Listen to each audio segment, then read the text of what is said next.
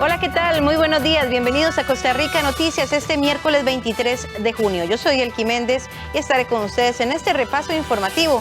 Recordarles a ustedes que nos pueden seguir en Facebook en Sinar Costa Rica Noticias y en Twitter en @Sinar Noticias. Vamos de inmediato a hacer un repaso por nuestros titulares.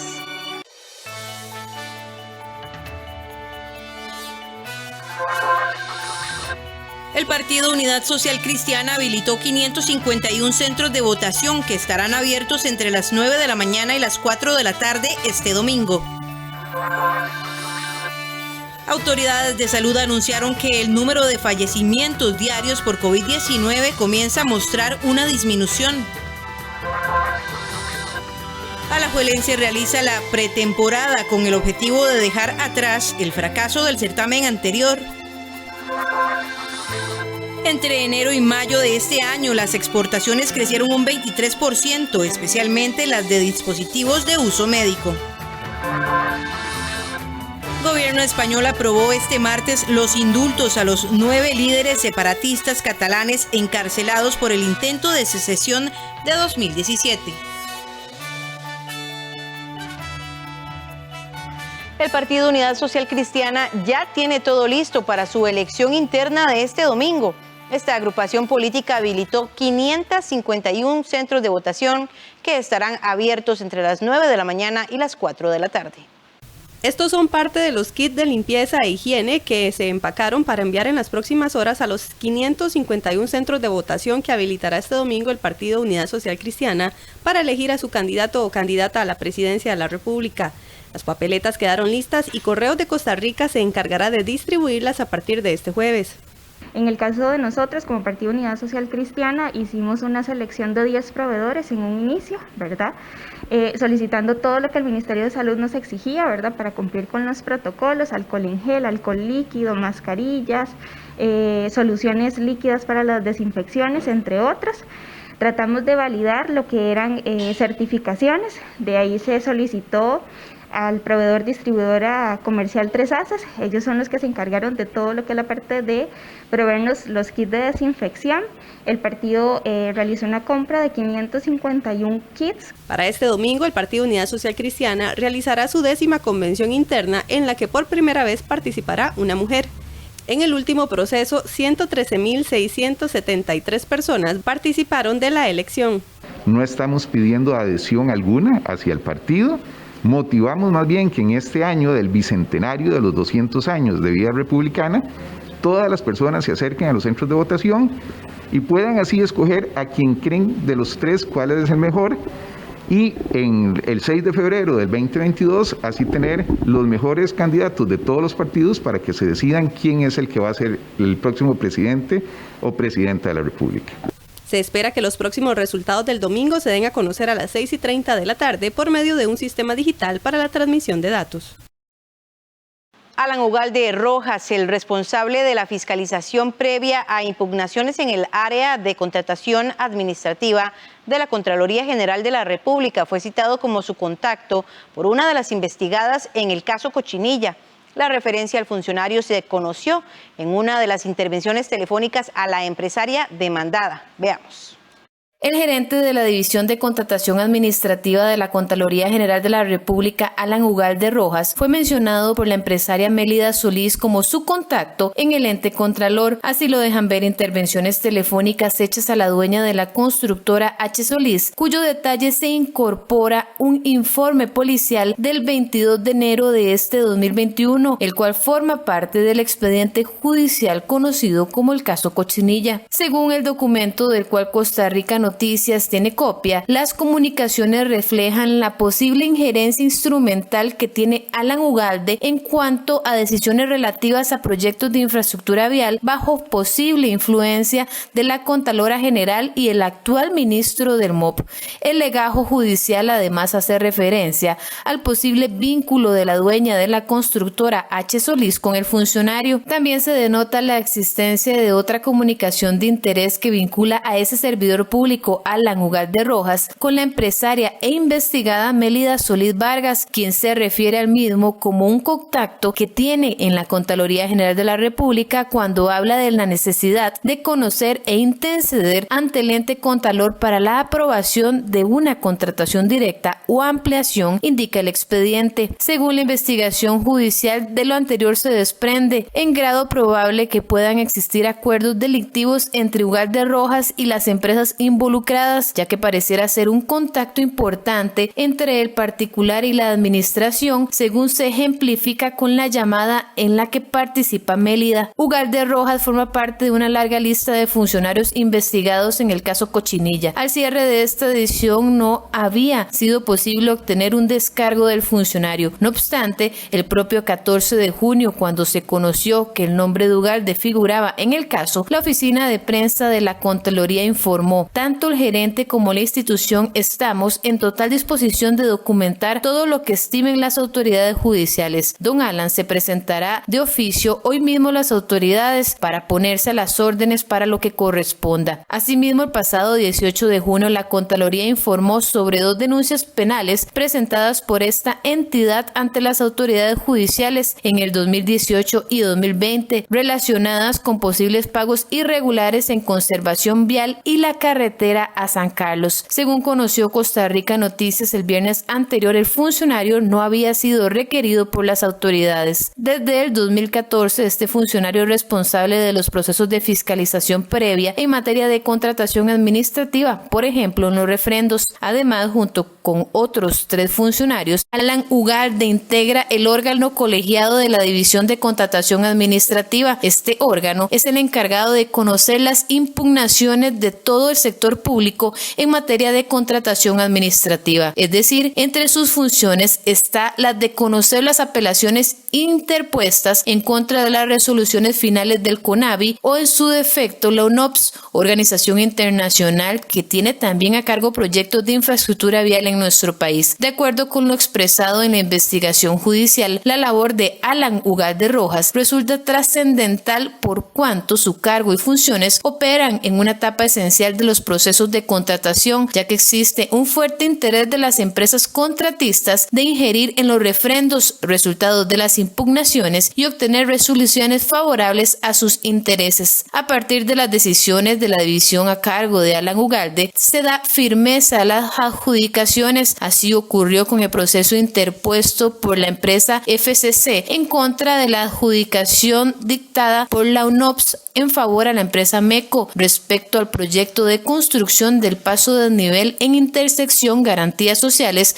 Ruta Nacional 32. La investigación señala que Ugalde Rojas es uno de los participantes y firmantes de 5 resoluciones, las cuales rechazaron varias peticiones de la empresa recurrente y culminaron con la adjudicación en favor de MECO, pese a que esta empresa había incurrido en falsedad respecto a la experiencia en el extranjero del ingeniero residente ofrecido en la oferta. Incluso extralimitaron sus facultades y alcances como división para sugerir sutilmente a la empresa cómo subsanar o reemplazar esta experiencia en el extranjero por experiencia en obras de infraestructura a nivel nacional, indica el expediente. Bajo el caso Cochinilla, la Fiscalía Anticorrupción investiga supuestos delitos de cohecho, peculados, pagos irregulares de contratos administrativos, tráfico de influencias, malversación de fondos, asociación ilícita, estafas y falsedad ideológica relacionados con la construcción de obra pública y mantenimiento de la red vial. La Asamblea Legislativa conformó una nueva comisión especial que buscará esclarecer la participación política y administrativa de los funcionarios en el caso Cochinilla. Con 42 votos a favor y 0 en contra, los diputados y diputadas de la República decidieron conformar una comisión especial para investigar todo lo sucedido con el caso Cochinilla que se vivió desde el lunes anterior en el país. Bueno, lo primero es que yo creo que la ciudadanía merecía que este Congreso no se quedara callado ante una situación como esta, que la ciudadanía merece que se le den explicaciones al respecto. No puede ser posible que un escándalo tan grande y tan complejo como el que recién ocurrió, se le diga a la ciudadanía que se espere 10, 12, 14 años hasta que haya sentencia y haya eventualmente condenas en una situación como esta. Aparte que la Asamblea tiene que tomar medidas correctivas, cerrar los portillos en la ley y adicionalmente jalar a cuentas a la Contraloría, que no puede ser posible que esté inmiscuida en esta situación. Nosotros somos los más interesados en que las personas que han actuado con honestidad puedan hacer cuenta de lo que han hecho, pero también que si alguien lo ha hecho desde el ejercicio deshonesto y en traición al país, tenga que rendir las cuentas que tenga que rendir cuantas veces sea necesario y de cara a la gente. El diputado del Frente Amplio, José María Villalta, explicó que se buscó ampliar la moción para que la investigación fuese mayor, como por ejemplo buscar nexos municipales. Sin embargo, la misma no se dio, pues según Villalta, partidos como el Partido Liberación Nacional no lo quisieron de esta manera. Bueno, sí, se creó la comisión investigadora y más bien creo que por dicha se eliminó aquella frase que habían incluido donde querían limitar la investigación únicamente a las contrataciones del CONAVI. La redacción habla de las contrataciones vinculadas con obra vial, de toda esta red y todo este caso que está saliendo de la investigación judicial que involucra a funcionarios públicos del CONAVI y de otras instituciones. Entonces a mí me parece que ahí queda abierta la puerta para incluir también, por ejemplo, casos de municipalidades u otros entes que hayan sido involucrados dentro de esta misma red de corrupción. Al menos esa es la interpretación que nosotros hacemos. Nos hubiera gustado que fuera más explícita la redacción, pero había suspicacias, había algunos diputados que no querían que se ampliara tanto. Entonces me parece que por lo menos no queda cerrada esa posibilidad. Desde la bancada de Verde y Blanca, es decir, desde su jefa de fracción, aseguran que la ruta de trabajo estaba bien clara en la moción, pero que en el camino se podría ver si existe algún cambio. Bueno, la moción es sumamente clara y bastante explícita. Lo que vamos a hacer es votar la moción tal como está y la ruta de trabajo evidentemente va a definir la comisión que se conforme y sus integrantes y así marcar la ruta de investigación que se quiera. Lo más importante en este tema es no entorpecer de ninguna forma las investigaciones oficiales, judiciales que se están realizando por parte de los entes encargados y por el contrario, más bien lo que se venga a hacer en esta comisión investigadora sea un aporte adicional que se pueda sumar al expediente.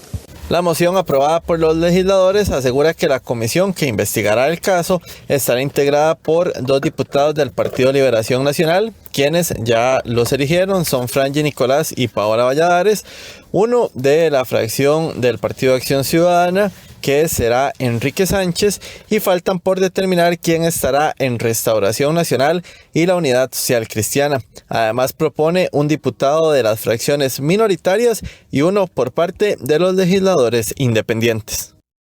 Y precisamente una de las informaciones que se ha desarrollado en torno a estos allanamientos y el proceso en el caso Cochinilla es la figura de Emilia Navas, fiscal general de la República. ¿Cuál es el escenario para ella después de que algunos gremios sindicales hubiesen pedido que se destituyera y luego de que se anunciara la decisión de que no se haría? Vamos a analizarlo con el abogado penalista Ewald Acuña, quien nos explica un poco la función de la fiscal general en nuestro país. Muy buenos días, don Ewald, bienvenido a Costa Rica Noticias. Buenos días, un gusto acompañarlos, un saludo a su audiencia.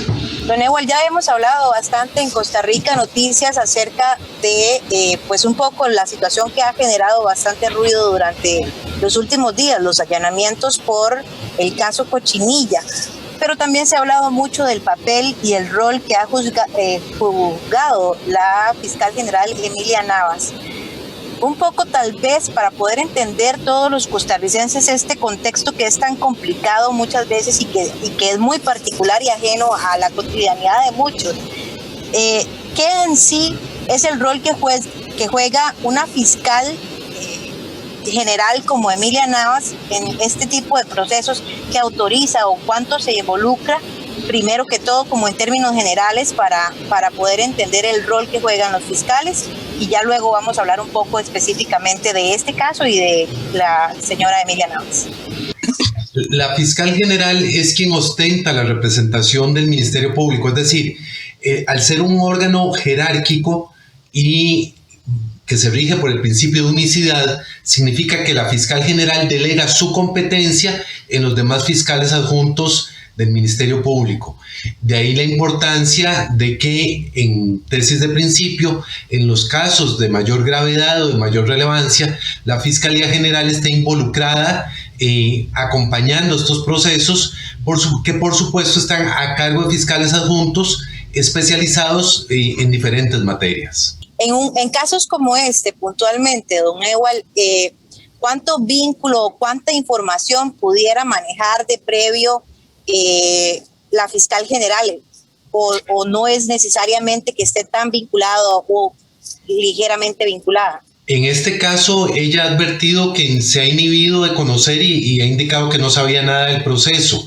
Si suprimimos esa situación, lo normal es que quien ocupe la Fiscalía General esté enterado de los avances de la investigación y participe sobre todo en las gestiones de solicitudes de intervención de comunicaciones que están reservadas por ley para que las formule el fiscal general, el director del OIJ, en los casos que prevé la ley. Eso es una situación restrictiva. Ahora bien, tal vez para que podamos entender un poco, porque incluso se ha hablado de que hay varios casos en diferentes procesos, no solamente en el caso Cochinilla, en el que ha existido algún vínculo de parentesco entre la fiscal general y ya sea su esposo, que en este caso es abogado de la defensa, también en otros casos con otros familiares.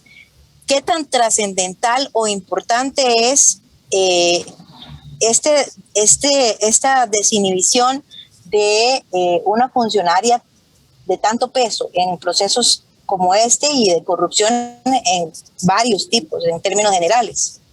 Esto tiene dos caras. La cara positiva es que la fiscal, para que no se cuestione la objetividad que debe practicar el Ministerio Público, se separa de procesos donde su esposo es el abogado de alguna parte. Ese es el lado positivo. El lado negativo es que afecta la credibilidad en la institución del Ministerio Público y la credibilidad que ostenta el Poder Judicial, porque se genera mucha suspicacia ante la multiplicidad de situaciones y de casos en los que ella se ha inhibido, y eso genera, resquemor en la opinión pública. En este caso, por ejemplo, que la señora Navas ha decidido apartarse del caso de Cochinilla, un poco, ¿qué sucede? Usted habla ahora de fiscales adjuntos que están delegados a cada uno de los asuntos, pero ¿qué sucede en este caso en el que ella se separa? ¿Qué cambios se hacen? ¿Qué ajustes se hacen? ¿Es necesario nombrar a alguien más diferente? En este caso, la Corte Suprema de Justicia el día lunes decidió nombrar un fiscal subrogante, es decir, un fiscal que en este caso en específico sustituya a la fiscal general para todos los efectos administrativos que sean necesarios de parte de la Fiscalía General, y en ese tanto entonces lo que hace la Corte es poner una persona que sustituya a la fiscal general. Tal vez para entender un poco más a profundidad, don Ewald, ¿qué parámetros se toman en cuenta? ¿Por qué, por ejemplo, se valora la posibilidad, o se valoró incluso el pasado lunes, la posibilidad incluso de destituirla de su cargo? Bueno, esa fue la solicitud de parte de los gremios sindicales del Poder Judicial. Pero me parece que se confunde el caso concreto donde ella debe inhibirse para evitar suspicacias sobre la objetividad con una evaluación completa de su tránsito como fiscal general. Y lo que hace la Corte es decir, bueno, a partir del tema de la inhibitoria no se puede destituirla porque no es el modo en que se evalúa toda su gestión, y debería, si fuera la decisión de Corte, iniciar un procedimiento tendiente a esa finalidad, pero no lo hace. Sí, don Ewald, en el caso ahora que usted menciona el tema de la imagen pública que se ha debilitado, han habido algunas impresiones también positivas desde que Emilia Navas toma este cargo, ¿Cómo hacer para poder mantener a una figura de peso tan importante en la justicia de nuestro país siga teniendo ese buen escenario una vez que se ha tomado la decisión también de mantenerla? Va a depender del trabajo de ella, de un trabajo objetivo y consistente y de calidad, que demuestre que la Fiscalía General, bajo su dirección, está realizando las actuaciones propias del Ministerio Público en los casos que están a su cargo, de manera que se despeje o se trate de aminorar el cuestionamiento que hay en la opinión pública actualmente. Perfecto, don Ewald. Muchísimas gracias por acompañarnos esta mañana en Costa Rica Noticias. Con todo gusto. Gracias nuevamente, don Ewald. Y vamos a hacer una pausa, pero les invitamos a que se quede con nosotros porque al volver les tenemos una buena noticia. Según autoridades de salud, el número de fallecidos por COVID-19 está disminuyendo. Ya casi les ampliamos la información. Por celebración del Mes del Medio Ambiente, en nuestro espacio Documentales UNED presentamos Somos el Cambio Climático. El miércoles 23 de junio a las 9:30 de la noche y el sábado 26 a las 4:30 de la tarde. Aquí en 13, Costa Rica Televisión. Costa Rica es pura vida. Costa Rica es mi patria. Le invitamos para que nos acompañe Café Nacional con un tema muy interesante. Vamos a darles algunas indicaciones cómo usar la aplicación de la mascarilla digital. Y a partir de las 9 de la mañana, en la segunda parte del programa, continuamos aprendiendo en casa. Chicos y chicas, anotar nuestro número de WhatsApp, 8751-1313. Les esperamos. Costa Rica, Costa Rica, Costa Rica se aleja y no dirá. En nuestro espacio Dominio Documental presentamos Coligallero, el peligroso trabajo de los coligalleros. Cada gramo de oro cuesta mucho sacarlo. Es un mineral que es preciado y nadie sabe lo que cuesta. Quienes se juegan su vida por pequeñas cantidades de oro. Toda la vida él ha sido colegallero, él sí ha sido colegallero, no estudió. Ese hombre se va, está sin un 5 y se va a orear y trae plata. Este jueves 24 de junio a las 10:15 de la noche y el domingo 27 a las 10 de la mañana. Aquí en 13, Costa Rica Televisión. Tenemos una compleja relación con la política, tan compleja que nos cuesta definirla, pero es parte esencial de lo que somos, animales políticos. Todos los domingos a las 7 de la noche, con repetición los martes a las 8:30 de la noche. Por 13, Costa Rica Televisión.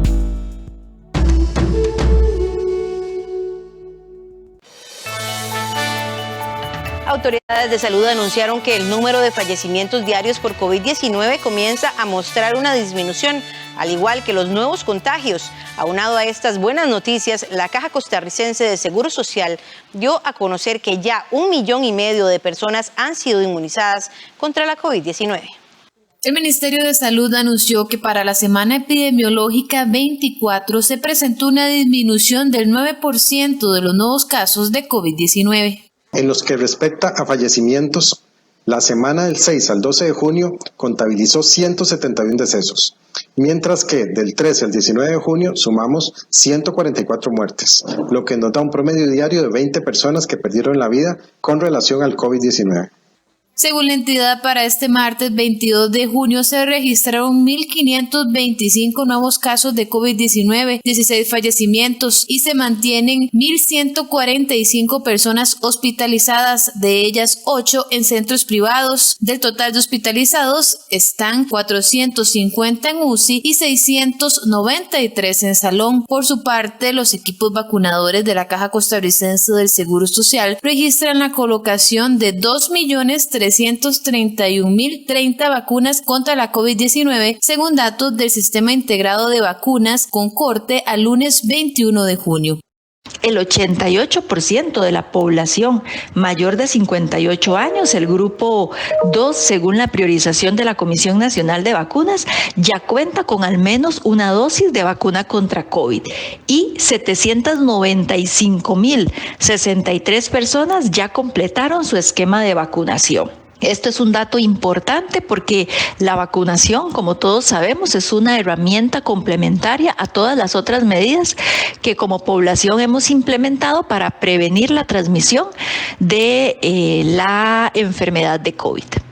Si vemos el avance por grupo sería así: el grupo 1, 237.172 dosis, el grupo 2, 1.396.399 vacunas, el grupo 3, 659.586 dosis, el grupo 4, 26.084 inmunizaciones, mientras que el grupo 5, 11.789 dosis. En la caja señalan que solo la semana anterior se registró la colocación de 180.510 dosis y aseguran que esta semana se mantiene la colocación de inmunizaciones contra la COVID-19 en la mayoría de áreas de salud del país. Debido a la disminución de casos de COVID-19 y con ello el menor número de personas hospitalizadas, el Ministerio de Salud decidió suspender la posibilidad de utilizar camas del sector privado. En la Caja Costarricense de Seguro Social aseguran que monitorean el uso de espacios en caso de que se deba necesitar nuevamente este servicio. El ministro de Salud, Daniel Salas, informó mediante un oficio a la Caja Costarricense del Seguro Social que dejaba sin efecto la resolución que permitía a la Caja utilizar 55 camas de hospitales privados para la atención de pacientes no COVID-19. En Salud señalaron que entienden que en este momento no van a utilizar dichas camas, pero dejan claro que en cualquier momento podría reactivarse dicho mecanismo. Hemos recibido la notificación del señor ministro de Salud, en la cual nos informa que de momento se va a suspender la estrategia. Sin embargo, ahí mismo, en el mismo oficio, se indica que esta operativización que se hizo con los técnicos de las diferentes instituciones puede seguir adelante en próximas ocasiones. Es decir, se puede operativizar en caso de que sea necesario. Ante este anuncio, en la Cámara Costarricense de la Salud lamentan no haber podido colaborar en esta ocasión. Sin embargo, insisten que se mantendrán a la disposición de poder colaborar con las autoridades cuando lo necesiten. Tomamos nota de esa decisión y como sector privado reiteramos nuestra disposición a apoyar en esta emergencia nacional para poder poner a disposición de los pacientes camas hospitalarias, tanto para pacientes COVID como no COVID. En ese sentido, estaremos muy atentos de las decisiones que tomen las autoridades, tanto de la Caja como del Ministerio de Salud, de acuerdo a cómo proceda ese estado de emergencia nacional. En la Caja Costarricense del Seguro Social insisten que mantendrán el monitoreo constante de las camas para pacientes COVID y no COVID en caso de que haya nuevamente una saturación de servicios. Por nuestra parte, vamos a insistirle a la gerencia médica que monitoree los hospitales casi que día a día para tener claridad de que si es necesario activar al Ministerio de Salud. Nosotros pensamos primero que todo en el paciente. El paciente debe ser el que debe recibir los mejores servicios y cuando hemos solicitado esta estrategia al Ministerio de Salud, lo hemos hecho pensando exclusivamente en los pacientes. El pasado 31 de mayo, la Comisión Nacional de Emergencias aprobó el plan de 2.400 millones de colones para trasladar a pacientes de la Caja a 4 hospitales privados. Sin embargo, no se realizó ningún movimiento de pacientes. Se imagina cambiar todos sus hábitos, bañarse hasta 4 veces al día, no comer en 12 horas o vivir con miedo. Eso es parte de lo que vive el personal de salud que atiende la pandemia en nuestro país. En nuestra sección Voces desde el Epicentro le vamos a contar la vivencia de Graciela, encargada de limpieza en una UCI.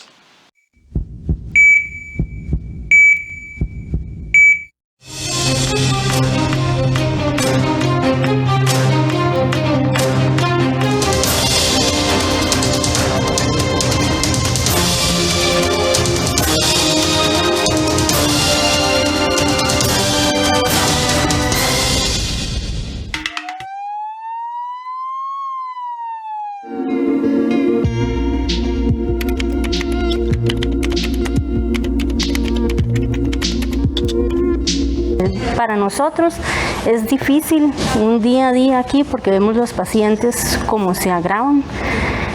Sabemos que los pacientes al llegar a cuidados intensivos son parte de nosotros, ¿verdad? Son parte de nosotros y al ver que no salen, que pierden la batalla contra la vida, eso nos duele, porque sea como sea, los vemos día a día. En las casas de nosotros ha cambiado todo el protocolo. Llegamos a la casa, nos tenemos que bañar, tenemos que usar alcohol, desinfectante para zapatos, o sea, muchas cosas han cambiado. Incluso acá en el hospital tenemos que estarnos bañando diariamente. Es desgastante, yo creo que es más desgastante emocionalmente que físicamente. Hace un par de días hubo un ingreso acá en helicóptero y no había espacio. Yo tenía el día libre, pero estaba en mi casa viendo las noticias. Eso me devastó de verdad completamente, al punto de que lloré, que no podía. Yo decía, Señor, ¿por qué tantas cosas? O sea, ya es momento, ¿verdad? La gente está muriendo, hay suficiente gente muriendo, no hay espacio, tanto así que se han habilitado otras áreas del hospital para cuidados, ¿verdad?, del COVID. Entonces, eso le duele a uno mucho. Se da uno cuenta de que los médicos, enfermeros, asistentes, el personal de limpieza están haciendo las cosas bien y eso es gratificante para nosotros con solo el hecho de estarlos viendo todos los días de que salen adelante.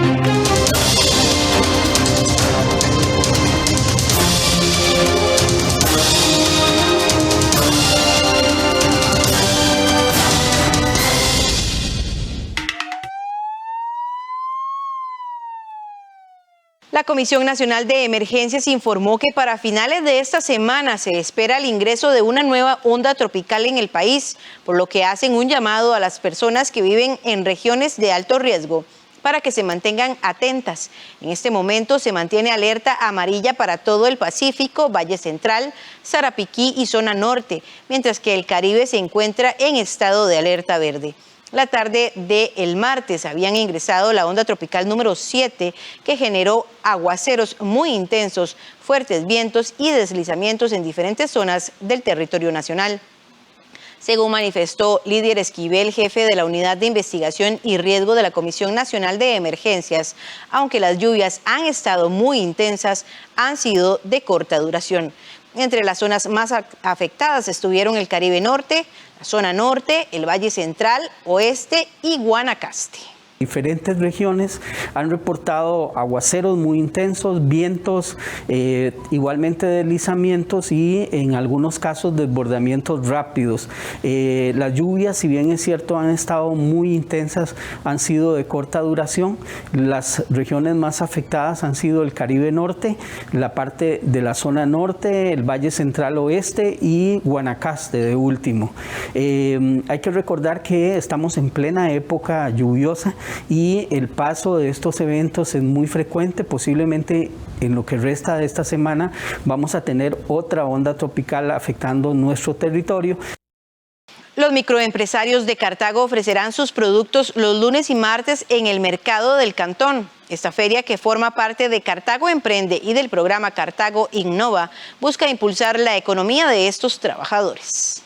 Con el fin de reactivar la economía, cada lunes y martes en el costado sur del mercado de Cartago realizarán una feria de emprendedores y artesanos, manifestó el alcalde de esta municipalidad. El jerarca recordó que con la pandemia generada por la COVID-19, los sectores económicos de la provincia han sido muy afectados, situación que los ha obligado a muchos cartagineses a reinventarse para llevar el sustento a sus hogares. Esto es parte de un esfuerzo por generar empleos en Cartago, por apoyar a la gente que la pulsea honestamente, y hacemos un respetuoso y atento saludo a todas las personas para que se acerquen, para que vengan a adquirir productos de la más alta calidad, diseñados o adquiridos o producidos con un enorme esfuerzo, una gran dedicación, con gran creatividad por todas estas personas, muchas en su mayoría mujeres emprendedoras, artesanas. El emprendedor brumoso Jeffrey Cotto enfatizó que sus productos son elaborados a mano, personalizados y bajo pedidos. Mi negocio es Sublimaciones Yarmay. Ofrecemos lo que son mascarillas repelentes al agua, organizadores de mascarillas, bolsas para baguette y muchos otros artículos que pueden buscar en la página de Facebook Sublimaciones Yarmay. Los contactos serían al WhatsApp 7233-0465 o llamadas telefónicas al 8335-2287. La feria ofrece manualidades y artesanías, alimentos, arreglos florales, jabones, cremas y accesorios. Este proyecto consta de una primera etapa que será el plan piloto para los próximos 3 meses. Los resultados determinarán la viabilidad del proyecto y el diseño de su estructura. La Liga Deportiva Alajuelense quiere olvidar y reivindicarse del fracaso del certamen anterior. Hablaremos de esto y otras informaciones deportivas al volver con la periodista Andrea Salazar. Mi hijo Sebastián pasa mucho tiempo con su celular y su computadora. Por eso analizamos los beneficios y riesgos del Internet, sus gustos propios y cómo distribuir bien el tiempo. Eduquemos sin castigo físico ni trato humillante. Formemos con amor y respeto. PANI y Gobierno de la República. Este lunes 28 de junio a las 9 de la noche, en conmemoración del orgullo LGTB, presentamos el especial Esta Semana Los Gays. Un foro donde el periodista Alan Trigueros conversa con varias personas y activistas sexuales sobre sus problemas y derechos. En 13, Costa Rica Televisión. ¡Hola! ¡Bienvenidos! Ella nos divierte y nos enseña con un talento único. Hoy vamos a hacer una receta maravillosa. Sin secretos con Doris. De lunes a viernes a las 2 de la tarde. Con repetición a las 10:30 de la mañana. En 13, Costa Rica Televisión. En nuestro espacio Cine en Cortos presentamos La Butaca. Varios cineastas ecuatorianos nos muestran sus cortos y nos explican cómo vieron la luz. Tenía equipos que iba a necesitar para la grabación y los pronósticos del clima me dejaban así en el limbo. El jueves 24 de junio a las 9:15 de la noche y el domingo 27 a las 11 de la mañana. Aquí en 13, Costa Rica Televisión. ¿Qué tal? Bienvenidos a la información deportiva. Les saluda Andrea Salazar. Alajuelense realiza la pretemporada con el objetivo de dejar atrás el fracaso del certamen anterior y con la meta de volver a ganar el campeonato nacional y la Liga CONCACAF. Todavía con el recuerdo fresco y la herida abierta tras el descalabro en la fase final del torneo anterior, la Liga inició la pretemporada con la meta de lavarse la cara y pelear por todos los campeonatos en los que participe. Aún con varias ausencias en el plantel debido a vacaciones de algunos jugadores, el técnico Andrés Carevic prepara el equipo de cara a la Supercopa, en la que enfrentará a Saprissa en el mes de julio, el inicio del torneo de apertura 2021 en agosto y la Liga CONCACAF, donde empezará su participación en septiembre. El presidente Manudo Fernando Ocampo aseguró que hicieron un análisis de lo sucedido en el clausura, donde fueron líderes de principio a fin y llegaron invictos a la semifinal, donde cayeron derrotados ante Saprissa en una serie desastrosa donde sus principales líderes, Brian Ruiz y Leonel Moreira, tuvieron fallos imperdonables. Ahora, según el jerarca, buscarán no volver a vivir un fracaso de este tipo. Nosotros en todas las competencias que participamos las asumimos con la mayor seriedad. Lo que estamos obviamente buscando es lograr los objetivos que nos hemos planteado, que es obviamente ganar esas competiciones y bueno, y a partir de ahí seguir participando cada vez con un mejor suceso en otras competencias internacionales. La verdad es que hay que ir paso a paso, nos enfocamos en el partido que sigue, ahora tenemos un torneo que es la Recopa, con un partido donde obviamente pues el objetivo es ganarlo. Alajuelense mantendrá el grueso de su planilla. A hoy solo se ha dado la salida de Junior Díaz, quien acabó contrato, y del portero Miguel Ajú y el atacante Giancarlo Castro, quienes salieron a préstamo a Jicaral y Pérez León respectivamente. Ante la posible venta al extranjero de jugadores como Alonso Martínez y Jürgens Montenegro, Ocampo aseguró que no han recibido ofertas por ellos, por lo que es poco probable que salgan del plantel. Mientras no haya salidas, no habrá fichajes. Por el momento, la única novedad sería la del joven Andrés Gómez, quien llegó el torneo pasado procedente de Guadalupe, pero quien no ha podido debutar debido a una operación de la rodilla. El atacante ya está en la fase final de la recuperación y podría incorporarse pronto a los trabajos del equipo. El técnico Luis Fernando Suárez tendrá 2 semanas para preparar la Copa Oro. Aún así, el colombiano se mostró optimista y en su primer mensaje como seleccionador nacional aseguró que la idea es ser protagonista en el torneo. Preparar la Copa Oro no será tarea fácil para Luis Fernando Suárez, técnico de la selección nacional, quien tendrá solo 2 semanas para planificar la participación en el certamen, que debe servir de fogueo para la eliminatoria. El colombiano llegaría al país a finales de semana, por lo que solo quedarán poco más de 15 días antes del debut en el certamen.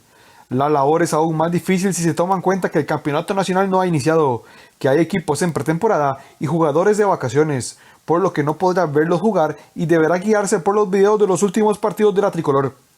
Tal vez haya una ventaja, y es que los 2 primeros rivales en el torneo no son de peso, por lo que podría servir para que Suárez trabaje su idea con los futbolistas antes del primer gran reto, enfrentar a Jamaica el 20 de julio y una posible participación en la fase final de la Copa.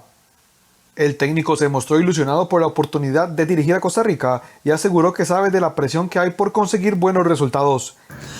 La verdad estoy muy ilusionado, con muchos deseos de ya estar en Costa Rica, de ya estar trabajando, de ya estar con los jugadores, relacionándome con ellos. Sé del compromiso que existe, sé de que lo que tenemos por conseguir es grande. Es importante tenerlo en cuenta, pero también es importante saber que podemos conseguirlo porque tenemos el material humano para hacerlo. Hay presiones, sí, pero también hay deseos de hacer las cosas bien. A pesar de las circunstancias, Suárez afirmó que la tricolor irá a la Copa Oro en busca de protagonismo, lo cual inyectaría una dosis de confianza a una selección que tiene más de año y medio sin conseguir victorias. El mensaje es positivo, el mensaje es que los objetivos se tienen que conseguir trabajando. Primero la Copa de Oro, ser protagonista, después el objetivo máximo, clasificar nuevamente a un mundial. ¿Cosas que se pueden lograr? Sí. ¿Se tiene con qué? Sí. Bueno, trabajar y trabajar y trabajar. El nuevo seleccionador tendrá solo 2 semanas para preparar la Copa Oro y 9 para el debut en la eliminatoria mundialista, el 2 de septiembre de visita en Panamá. Saprissa ya arrancó la pretemporada. La meta de los tibaseños es hacerse con el bicampeonato, volver a figurar en el plano internacional y mejorar para no vivir congojas como el torneo anterior. Saprissa inició su camino hacia la defensa del título. Esta semana comenzó la pretemporada con las acostumbradas pruebas médicas que serán la rutina de estos primeros días de regreso. Evaluaciones cardiológicas que son importantísimas en la evaluación del atleta, sobre todo cuando uno ve acontecimientos como los que han sucedido en los últimos días en Europa, ¿verdad? Con la lamentable noticia de un jugador que tiene un infarto en pleno juego. Eso nos obliga todavía a comprometernos más con nuestros atletas, a ser bastante exhaustivos en la valoración cardiovascular de ellos. Uno de los líderes del club, Kendall Waston, reconoce que la afición espera mucho de este Saprissa y no pasar las congojas que se tuvieron la campaña anterior. En Saprissa ya muchos ya estamos acostumbrados a ello porque acá la institución siempre tiene eso, ¿verdad? De que tenemos que luchar por el liderato, tenemos que luchar por el campeonato. Entonces tenemos que respaldar el torneo o el campeonato pasado y obviamente que la única manera es pues ganando y dejando el nombre de la institución en alto. Saprissa tendrá por delante el torneo nacional y la Liga CONCACAF para el semestre final del 2021. Seguimos con excelentes noticias para el deporte nacional y es que tenemos un clasificado más a los Juegos Olímpicos, o así lo anunció el Comité Olímpico Nacional. Se trata del judoka Ian Ignacio Sancho.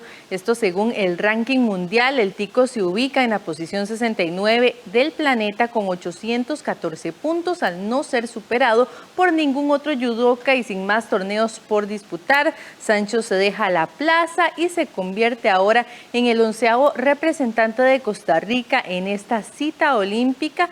La plaza continental se otorga para él o la judoka con el mejor ranking de países inclasificados a una categoría, al ser el 9º entre 10 beneficiados panamericanos con 814 puntos en total, contando sus 6 mejores torneos entre 2019 y 2021 y los 6 mejores entre 2018 a 2019. Para lograr la puntuación, Ignacio tuvo una serie de destacadas participaciones durante las últimas semanas. Por ejemplo, hace un mes derrotó con un punto de oro al brasileño William Lima, es campeón panamericano. Asimismo, Sancho en el Open Panamericano de Guayaquil derrotó a Lenin Preciado y a Byron Guillén en Ecuador. Preciado también es campeón panamericano y está en la posición 22 del ranking. Además, para ese torneo ya estaba clasificado a los Juegos Olímpicos. Con la confirmación de Ignacio, la delegación de Costa Rica crece a 11 atletas. Bueno, y la cantidad de personas contagiadas de COVID-19 durante la Copa América sigue aumentando. El lunes la Conmebol informó que ya registró 140 casos de la enfermedad, la mayoría entre funcionarios. Desde el inicio de la Copa América, el 13 de junio, la Conmebol ha registrado 140 casos de COVID-19. La Confederación del Fútbol Sudamericano informó que se han realizado poco más de 15.200 test, de los cuales menos del 1% tuvieron resultado positivo, y agregó que la mayoría eran operarios y empleados tercerizados. La entidad somete periódicamente a la prueba de PCR a todos los involucrados en la Copa América para detectar posibles casos: jugadores, personal operativo, árbitros, técnicos, asistentes, empleados tercerizados y periodistas. La campaña contra la pandemia se reforzó a partir de mayo con la donación por parte de China de 50.000 dosis de vacuna Sinovac para su aplicación en futbolistas de los 10 países asociados. La semana pasada, jugadores de Chile rompieron la burbuja sanitaria de su selección al hacer ingresar a un peluquero a la concentración en Cuiabá. Los involucrados fueron sancionados por su federación con una multa de $30.000, aunque no se informó si la Conmebol decidirá un castigo disciplinario. Bueno, con esto llegamos al final de los deportes. Gracias por su compañía, Elki. Nada más invitarlos para que sintonicen todos los días hasta el próximo 10 de julio a las 10 de la noche aquí en Costa Rica Televisión, El Golazo de América. Es un programa que están desarrollando desde Sudamérica para el canal, para que no se pierda toda la gente que es amante del fútbol, del análisis de la Copa América que se desarrolla allá en Brasil. Muy interesante, bueno, y muy interesante también los casos de COVID-19 que han sumado ya más de 100 en la Copa América. Un poco de negligencia, creo yo, también en el control de la pandemia. Es un poco de lo que también pues se quejaban, ¿verdad?, antes de la Copa América, tanto los jugadores, los mismos seleccionados de Brasil, la población allá en Brasil, y es que todos sabemos que Brasil es uno de los países que está siendo en este momento más afectado por la pandemia. Muchas gracias, Andrea. Y hablando de la pandemia, parece que no ha perjudicado del todo las exportaciones. Según datos arrojados este martes, las exportaciones de dispositivos médicos aumentaron. ¿Cuánto? Se lo contamos al volver de la pausa. La Junta de Protección Social lucha junto a organizaciones sociales contra el COVID-19. Gracias a la Junta salvamos muchas vidas en nuestro albergue. 1.400 millones de colones fueron aprobados para apoyar a cientos de personas adultas mayores en situación de COVID. Entre ellos, se benefició el albergue de rehabilitación al alcohólico adulto mayor indigente. Gracias por comprar los productos de la Junta. Junta de Protección Social, para hacer el bien. Hola, les invito a ver Buena Vida, el programa para las personas adultas mayores que les ayudará a mejorar su calidad de vida por medio de la actividad física y mental, promoviendo su salud y su bienestar integral. Buena Vida. De lunes a viernes a las 2:30 de la tarde. La Copa América lo confirmó. Las mejores jugadas. Los grandes goles. Las estadísticas día a día. El mejor resumen de la Copa América 2021, con los comentaristas de Argentina, Víctor Hugo Morales y Matías Canillán, de México, Alexander Ramírez y de Colombia, Rafael Cuellar. El golazo. Todos los días a las 10 de la noche. Aquí en 13, Costa Rica Televisión. Esta semana en Mampuku, Barriga Llena. Somos los Tachibana y venimos de Osaka. Vamos a vivir aquí de manera temporal. ¿Se están refugiando aquí? ¿Huyeron de los ataques? ¿Viene de una familia ilustre? Avisen si necesitan algo. De hecho, ¿tienen un conector para esto? De lunes a viernes a las 11:30 de la mañana. En 13, Costa Rica Televisión. Y continuamos con información nacional. El Partido Acción Ciudadana ya inscribió 4 aspirantes a la presidencia de la República en el 2022. Su convención será el 8 de agosto. Hernán Solano, Wilmer Ramos, Carolina Hidalgo y Marcia Solano ya inscribieron formalmente su nombre para luchar por convertirse en el candidato o candidata del Partido Acción Ciudadana para luchar por la presidencia de la República en el 2022.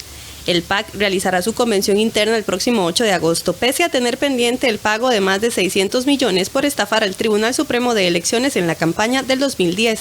La inscripción termina el día de mañana y recordarles entonces que la convención, ¿verdad?, es el 8 de agosto de 8 de la mañana a 5 de la tarde y que es una convención abierta, ¿verdad? Cualquier ciudadano o ciudadana puede llegar y ejercer su voto para escoger el próximo candidato o candidata del Partido Acción Ciudadana. Esta agrupación política aún no tiene definida la cantidad de centros de votación que habilitará. La publicación de los centros de votación va a salir unos 15 días antes de la convención, para serle realista. Ahorita estamos en un proceso de construcción junto con los cantones, precisamente para verificar los protocolos sanitarios, ¿verdad?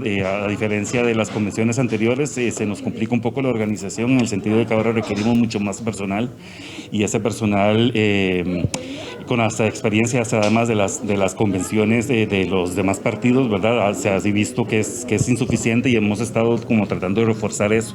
Entonces los cantones nos tienen que garantizar una cierta cantidad de gente y a partir de eso es que nosotros estamos elaborando los centros de votación. La Asamblea Nacional del PAC aún está revisando los requisitos para la inscripción de aspirantes a ser diputados en las próximas elecciones. Entre enero y mayo de este año, las exportaciones crecieron un 23%, especialmente las de dispositivos de uso médico. Sin embargo, el banano, el melón, el café, el sector pecuario y pesca aún no muestran signos de recuperación. Nuestro país señala un incremento de un 23% en las exportaciones de bienes acumulados en los primeros 5 meses de este año. Es decir, las exportaciones pasaron de 4.708 millones de dólares a 5.771 millones de dólares en el 2021. Es decir, aumentó 1.063 millones de dólares, según explicó el ministro de Comercio Exterior. El jerarca agregó que en el sector agrícola los productos que dieron señales de recuperación son la piña, las frutas congeladas y las plantas ornamentales. También estamos viendo ya en este mes al sector agrícola mostrando señales de recuperación con un crecimiento positivo, incluyendo un sector como lo es el de plantas ornamentales que había sido muy golpeado por la crisis. Esto pues es un reflejo de la muy positiva estrategia de diversificación de exportaciones y de mercados que nos permiten llevar más de 4.000 productos a más de 130 países alrededor del mundo. Vamos a seguir trabajando en esa línea con el sector productivo. Por su parte, el gerente general de Procomer dijo que los productos exportados con mayor crecimiento son dispositivos de uso médico con un 50%, agujas y catéteres con un 47% y prótesis de uso médico. El sector exportador es clave para la reactivación económica, la generación de empleo y los encadenamientos. Destacar el esfuerzo de las muchas empresas exportadoras que, a pesar de lo difícil de las circunstancias, han logrado salir adelante con resiliencia, capacidad de adaptación, versatilidad y adaptación al cambio. Hemos crecido en todas las regiones del mundo, tanto el régimen definitivo como el régimen de zonas francas. Según los jerarcas, la industria alimentaria creció un 20%, la química farmacéutico un 15%, la eléctrica un 38%, la metalmecánica un 49%, el plástico un 28% y el caucho un 34%. Precisamente sobre este mismo tema, en la Cámara de Exportadores CAEXCO advirtieron que el próximo mes se verá una caída en las agroexportaciones a Europa por causa de una interpretación en la norma por parte de España en productos nacionales como raíces y tubérculos, que utilizan parafina como recubrimiento. La presidenta de CADEXCO, Laura Bonilla, dijo que esto afectará el empleo, la pérdida del producto y en la cancelación de contratos internacionales.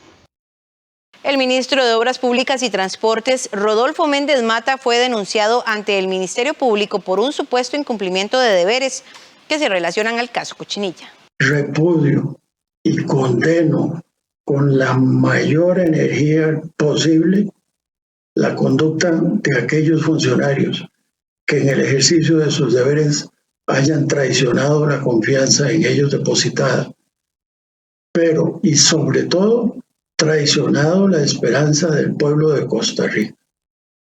Sobre quienes hayan actuado dolosamente ha de recaer todo el peso de la ley, sea quien sea. Estas palabras del jerarca del Ministerio de Obras Públicas y Transportes parece no haber sido suficiente para evitar una denuncia en el caso más importante de corrupción que se ha presentado en la historia de Costa Rica, según las autoridades.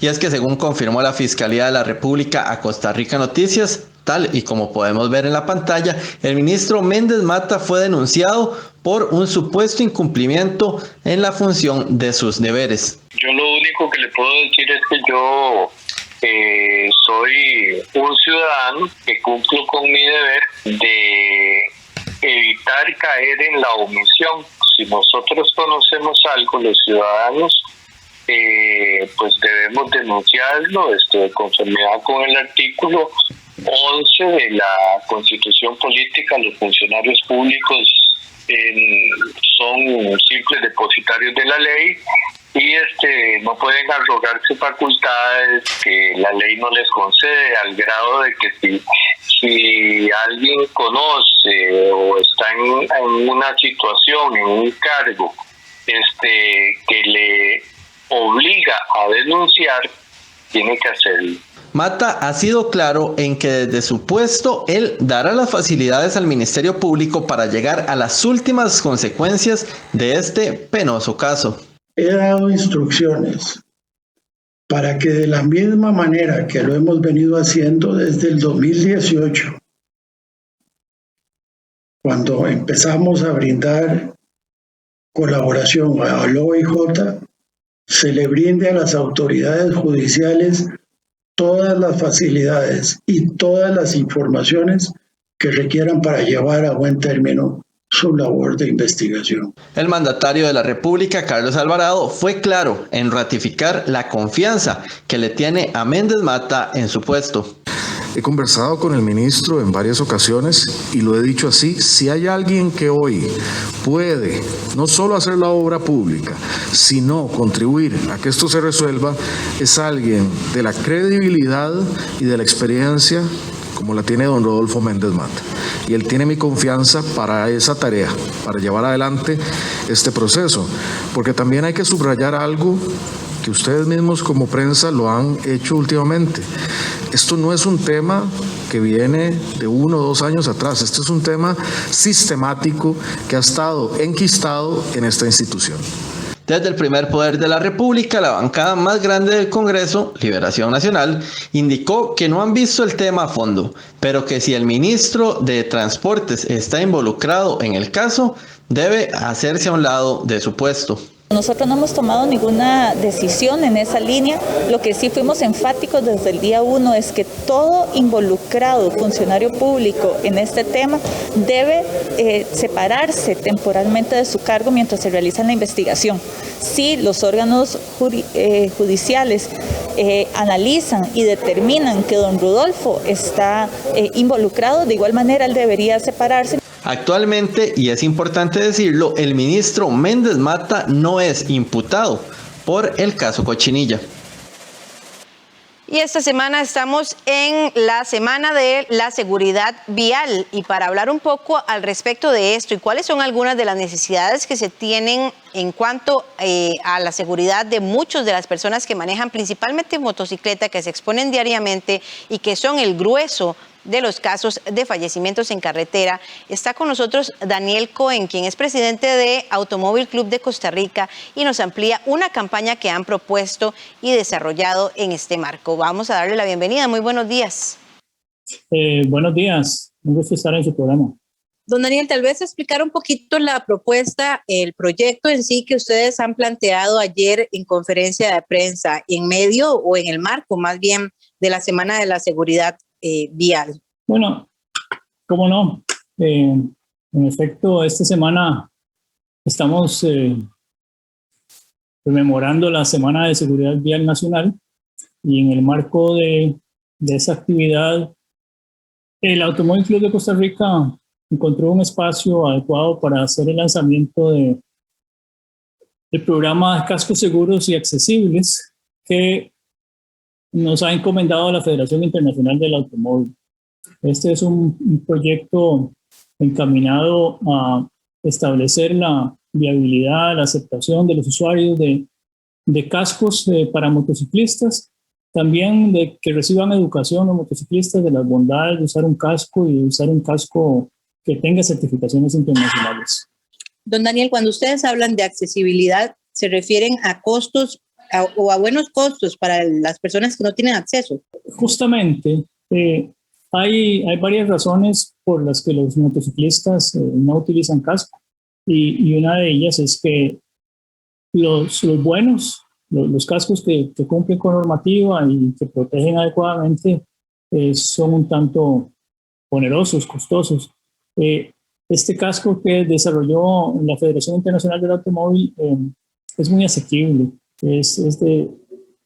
puede llegar a salir al mercado con un muy buen precio.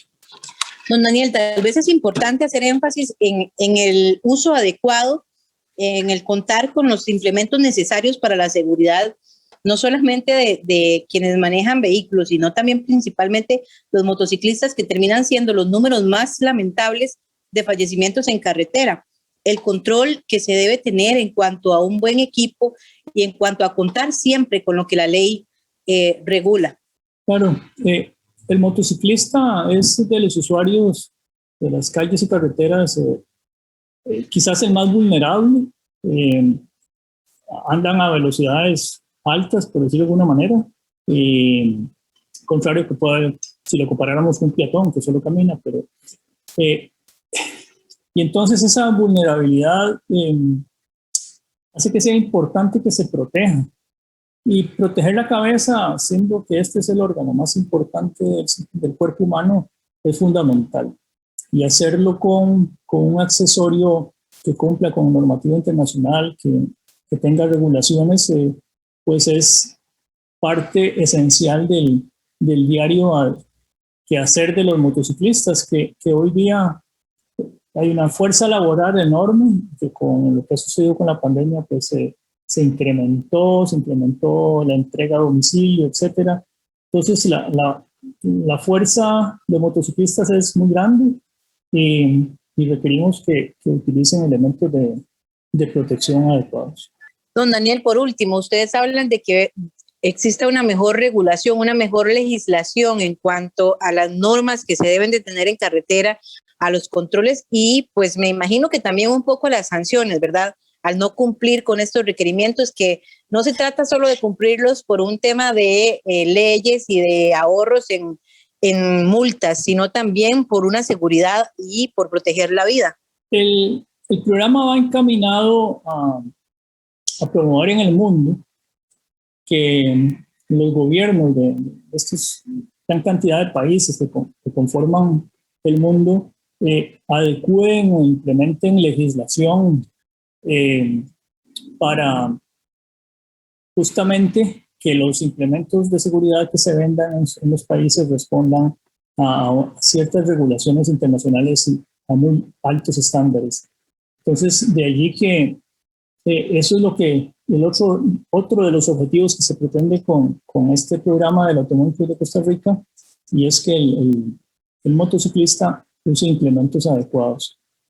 A eso nos referimos cuando la campaña pretende que se mejore la legislación referente a los elementos de seguridad de los motociclistas. En el caso en particular de Costa Rica, ya existe, aquí estamos bastante bien, existe normativa nacional respaldada por normativa internacional y entonces se pueden conseguir en el mercado cascos que respondan a esos altos estándares. Sin embargo, la actual legislación y la reglamentación puede ser susceptible de mejoras y de alguna manera hacia eso pues también pretende esta campaña, a que se hagan esos pequeños ajustes necesarios para llevarnos a un estándar más alto. Perfecto, don Daniel. Muchas gracias por acompañarnos esta mañana en Costa Rica Noticias. Con todo gusto. Gracias nuevamente a Daniel Cohen por esta amplia información. Como lo prometió el gobierno español, ayer martes se entregaron algunos indultos a 9 líderes separatistas. Esta y otras informaciones internacionales en unos minutos.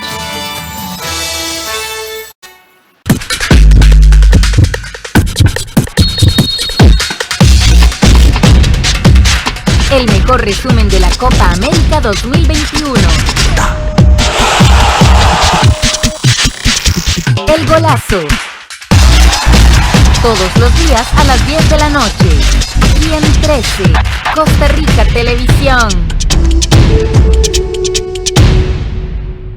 El origen de lo que hoy conocemos como dulces tuvo sus inicios en la época de los romanos. Para conservar la fruta, ellos le añadían su peso en miel y la hervían hasta que tuviera la consistencia deseada. Todas las mujeres de estas zonas aprendemos al proceso del chiverre, entonces uno desde chiquitito ve a las mamás preparando los chiverres, cómo se hace. A todos nos hacía falta la comida y entonces de ahí fue donde vino que aprendimos muchas cosas. Sí. Forjadores, a las 4 de la tarde, por 13, Costa Rica Televisión. La Sagrada Eucaristía desde nuestra Catedral Metropolitana. Y en diferentes templos del país, los domingos a las 9 de la mañana y a las 5 de la tarde. Aquí en 13, Costa Rica Televisión.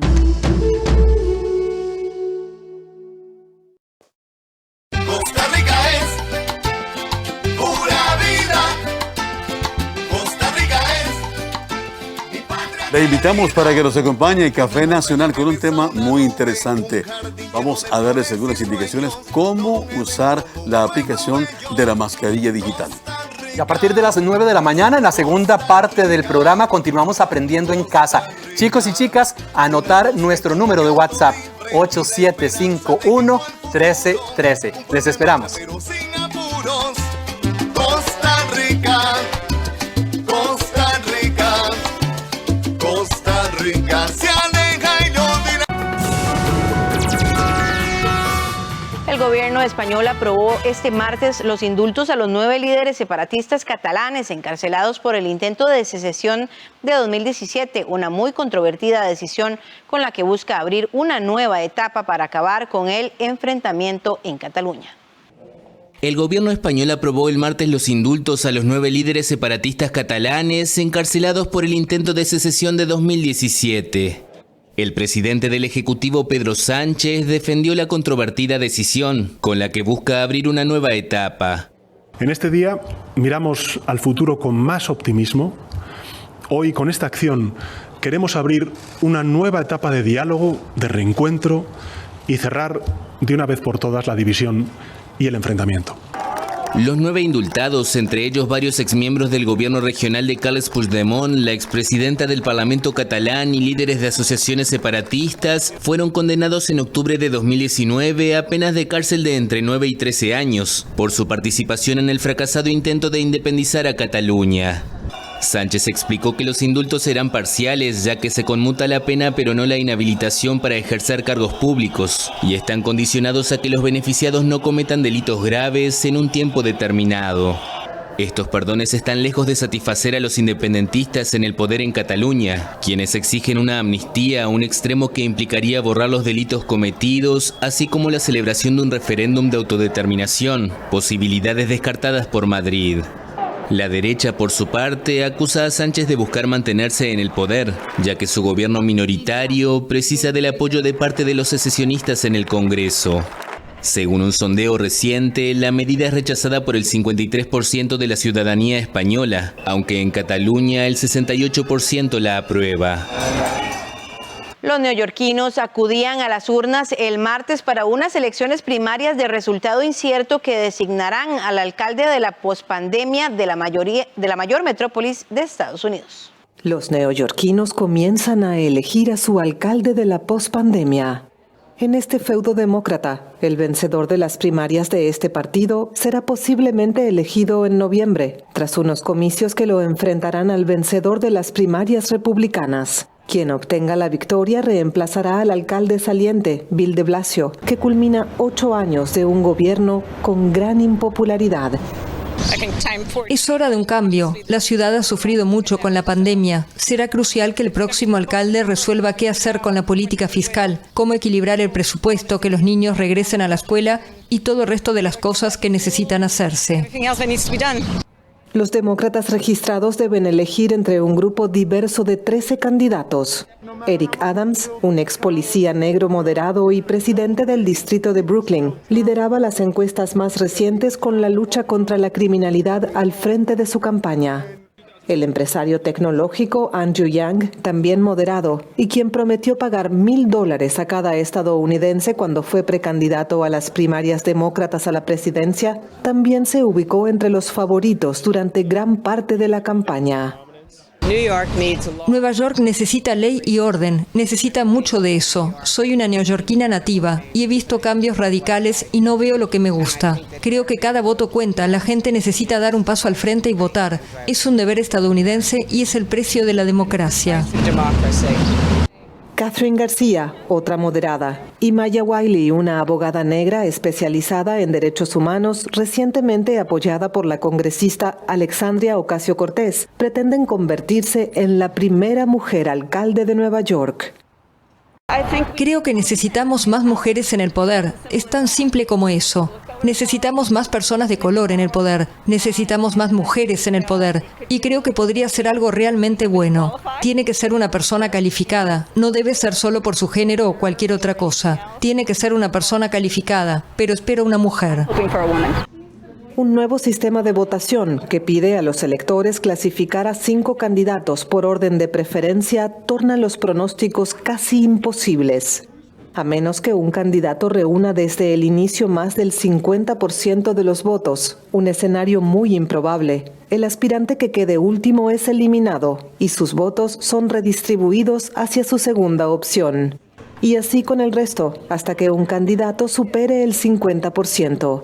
Debido a esto, recién podrá conocerse el ganador a mediados de julio.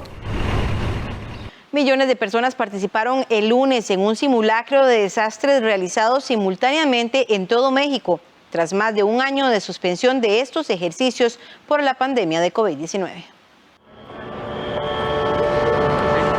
Vuelven los simulacros de desastres a México. Las simulaciones de terremotos e incendios se retomaron el lunes en el país, tras más de un año de suspensión de estos ejercicios por la pandemia de COVID-19. En este año los mexicanos tuvieron que incorporar el uso de mascarilla y el distanciamiento social para evitar contagios.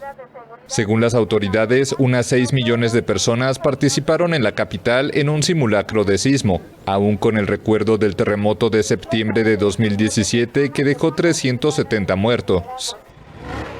Fue preparado, todo en orden. Creo que son muy importantes hacerlos porque así ya tenemos una cultura más ad hoc con los eventos, ¿no? que vivimos. Pero sí, todo en orden, todo bien organizado. La jornada se realizó en momentos en que México completa 21 semanas a la baja en sus indicadores de muertes y hospitalizaciones por COVID-19. La pandemia ha dejado hasta ahora más de 230.000 fallecidos en el país. En estados donde no se registra actividad sísmica, se simuló un incendio. Pero siento yo que sí es importante para estar prevenidos por si de verdad ocurre otra vez un suceso igual, ya podamos mantener un poco más la calma y saber qué hacer cada quien.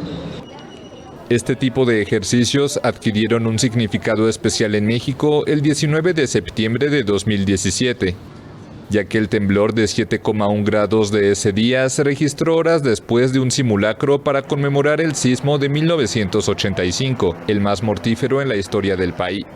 Mantengan la distancia, mantengan la distancia. En un barrio rico de Cali, civiles sacaron sus pistolas y fusiles para disparar contra manifestantes. Con policías a su lado, querían cuidar sus bienes de la ira popular.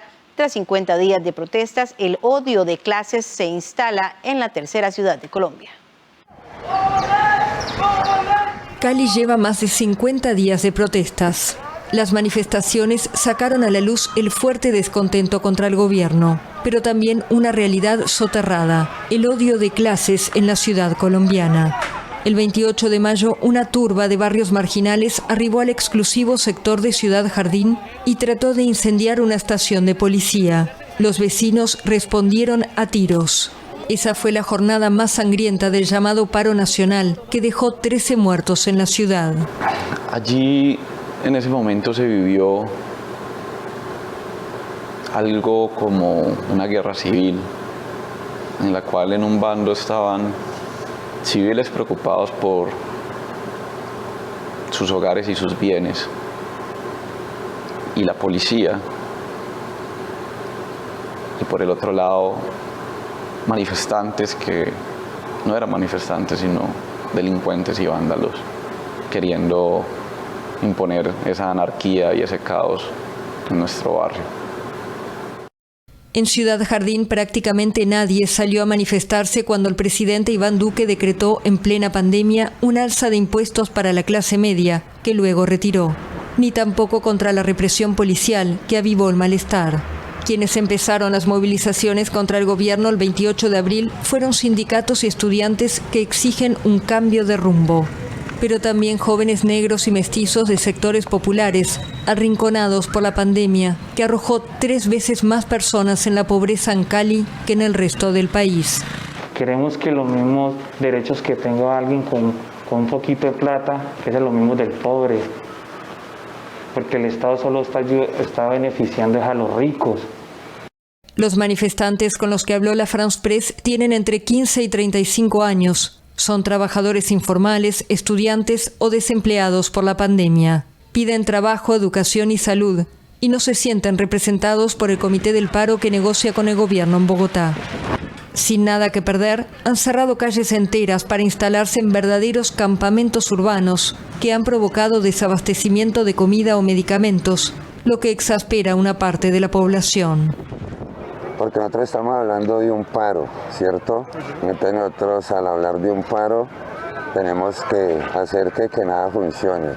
Para los expertos, las protestas son la manifestación más clara de un conflicto mayor, agudizado por la pandemia. Más bien es un conflicto que atraviesa la clase, la identificación racial, el componente étnico y un componente de género. No es una simple lucha de clases. Y para el alcalde de Cali, los enfrentamientos del 28 de mayo fueron el fenómeno más peligroso de esta explosión, en un país con una historia de paramilitarismo y autodefensas civiles. Es una situación denigrante que no se acepta bajo ninguna circunstancia, no solamente de noche, sino de día, donde lo que se hacen llamar ciudadanos de bien se han armado para repeler la manifestación y la protesta. Es un tema muy delicado que necesita por parte de la justicia una intervención inmediata para individualizar a aquellos que de manera caprichosa y criminal atentan contra la comunidad manifestante. Según autoridades, en un mes murieron al menos 48 personas en el Valle del Cauca, 2 de ellos policías.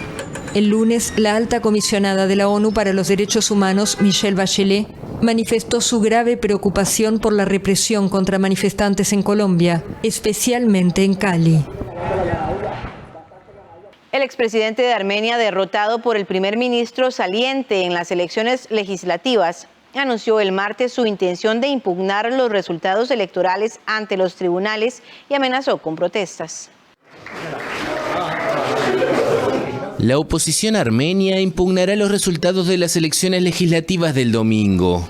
Eso anunció el expresidente Robert Kocharyan, cuyo bloque obtuvo el 21% de los votos y fue derrotado por el del primer ministro saliente Nikol Pashinyan, que logró el 54%.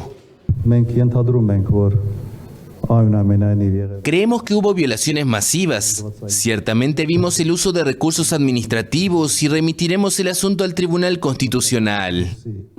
A pesar de las acusaciones de la oposición, los observadores de la Organización para la Seguridad y la Cooperación en Europa calificaron el lunes las elecciones armenias de competitivas y bien organizadas, elogiando una campaña democrática y un recuento de votos muy transparente. Kocharyan, que fue presidente entre 1998 y 2008, tiene cierta influencia sobre el poder judicial, en gran medida bajo el control de las autoridades anteriores a la llegada al poder de Pashinyan tras una revolución pacífica en 2018. Acusado en el pasado de fraude electoral y de la sangrienta represión de protestas, Kocharyan también está siendo investigado por corrupción. Australia se opone a una recomendación de la UNESCO para incluir la Gran Barrera de Coral en la lista de Patrimonio Mundial en peligro debido al deterioro provocado por el cambio climático. La Gran Barrera de Coral en la lista de Patrimonio Mundial en peligro. Australia se opone a que la maravilla natural sea incluida en esa categoría, como lo recomienda la UNESCO en un informe preliminar debido al deterioro provocado por el cambio climático. Canberra se considera decepcionado y plantea que dicha propuesta no toma en cuenta los miles de millones de dólares gastados para proteger los arrecifes. Aunque la agencia de la ONU toma nota de los esfuerzos financieros, pone foco en el deterioro de las perspectivas a largo plazo del ecosistema. En 5 años, la Gran Barrera ha sufrido 3 episodios de blanqueo, una señal de debilitamiento producto del aumento de la temperatura del agua que provoca la expulsión de las algas simbióticas que dan color al coral. El Comité del Patrimonio Mundial de la UNESCO sesionará en julio próximo en China. Las organizaciones ecologistas acusan al gobierno australiano de no tener voluntad para reducir las emisiones de carbono. Además de su valor inestimable desde el punto de vista natural o científico, la Gran Barrera de Coral, de 2.300 kilómetros de longitud, genera 4.800 millones de dólares en ingresos para el turismo del país. La policía de Estados Unidos identificó a un oso negro como el responsable de una serie de invasiones de automóviles en el noreste de Estados Unidos. Atrapado con las manos, o más bien las patas, en la masa. La policía identificó a un gran oso negro como el culpable de una serie de aperturas de automóviles en el estado de New Hampshire, en el noreste de Estados Unidos. Un video de cámaras de seguridad muestra al animal abriendo la puerta con sus patas y subiéndose al asiento del conductor. Las autoridades creen que buscaba alimentos que pueden haber quedado en el interior del vehículo y en el camino dejó daños considerables en el automóvil. Aunque fue capturado por las cámaras, el oso sigue en libertad.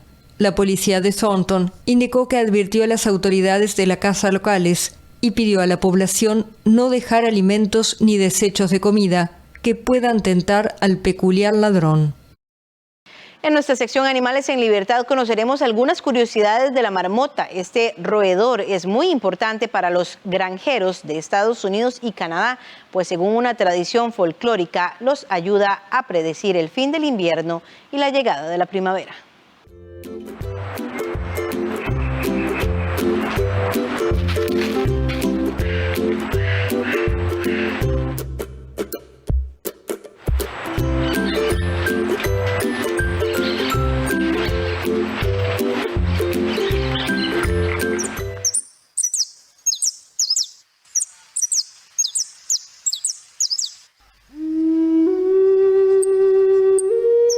La marmota, el animal que besa para reconocerse, es el protagonista de muchos encuentros en las montañas.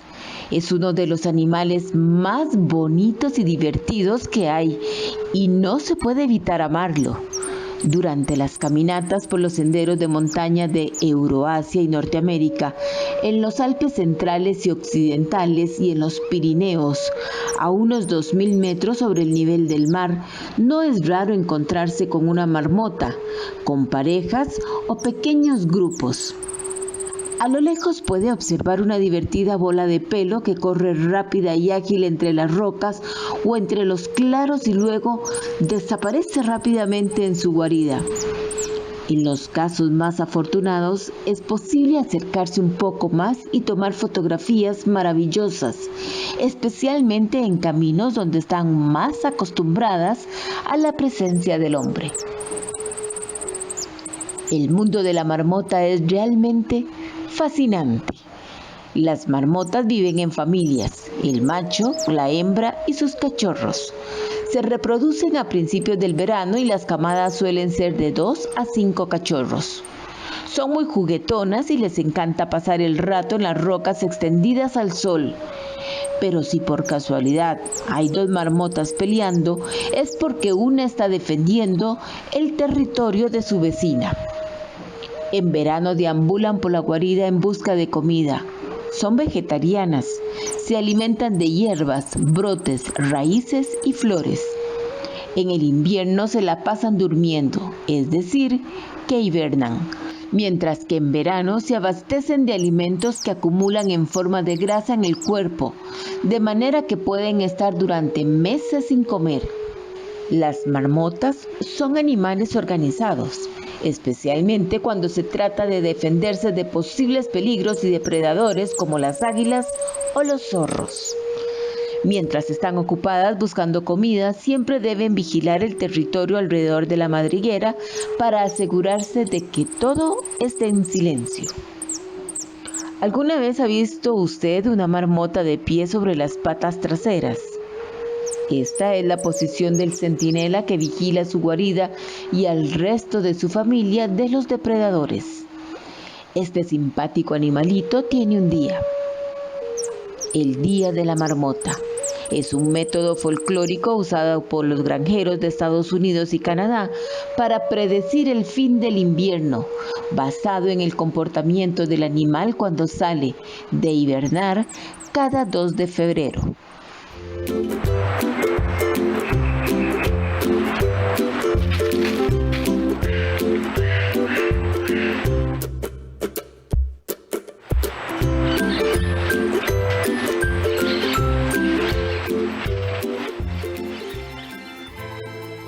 Hemos llegado al final de esta entrega informativa. Agradecemos su compañía y recuerde que a las 12 mediodía y a las 7 de la noche tenemos para usted más información en Costa Rica Noticias. Buenos días.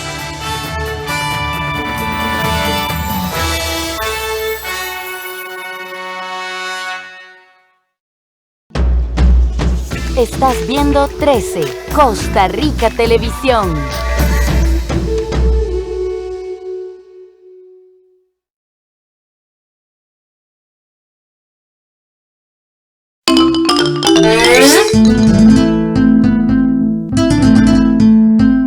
Pero esto no está bien dicho.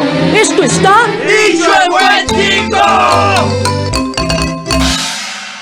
Hoy les presentamos Mae. En vez de entrar a definiciones muy librescas, creo que basta una pequeña comparación. Lo que en Argentina es el che, Che, boludo, ¿te acordaste de traerme las palomitas? En Cuba, tradicionalmente, el chico. Sí, chico, pero se acabó la mantequilla. En Costa Rica es el mae. ¿Qué maes? ¿Cómo se ve la cinta? Mae es pues la forma de tratamiento informal y popular entre los costarricenses. Muy extendido, aunque como originalmente se usó en el bajo mundo, no era bien visto en familias de alcurnia. Mae, abuela, qué bien la veo. En esta casa, mientras yo viva,